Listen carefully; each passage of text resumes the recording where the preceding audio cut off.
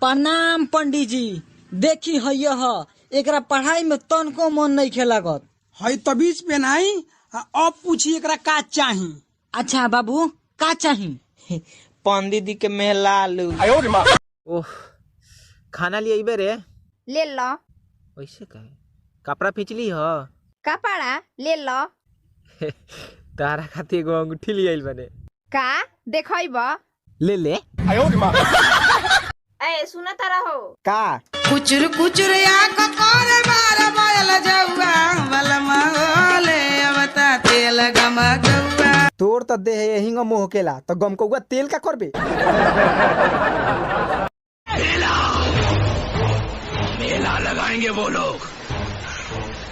चंदनपुर गांव में फिर मेला लगेगा। तो हमें क्या इस बार भी मेले में से जलेबी चुराएंगे? हाँ इस बार ठीक से, वरना पिछली बार बहुत मार पड़ी। ए नेहा का कहतरीस?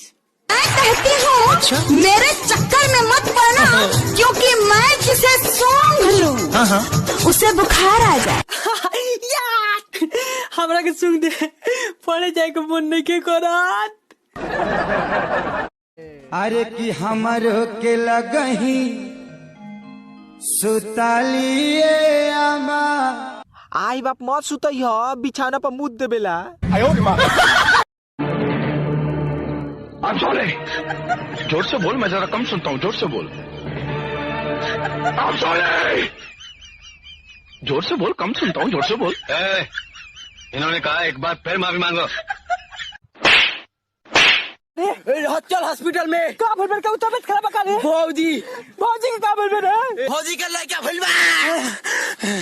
अब भाग सरवा जो दूध ते पियई है। पाकिस्तान जिंदाबाद, पाकिस्तान जिंदाबाद, पाकिस्तान जिंदाबाद।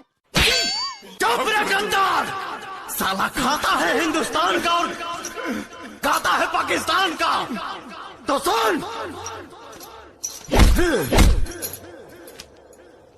मैं इस देश का हनुमान हूँ और ये देश मेरा नाम है। सीना चीर के दिखा दूंगा, अंदर बैठा हिंदुस्तान है। Likey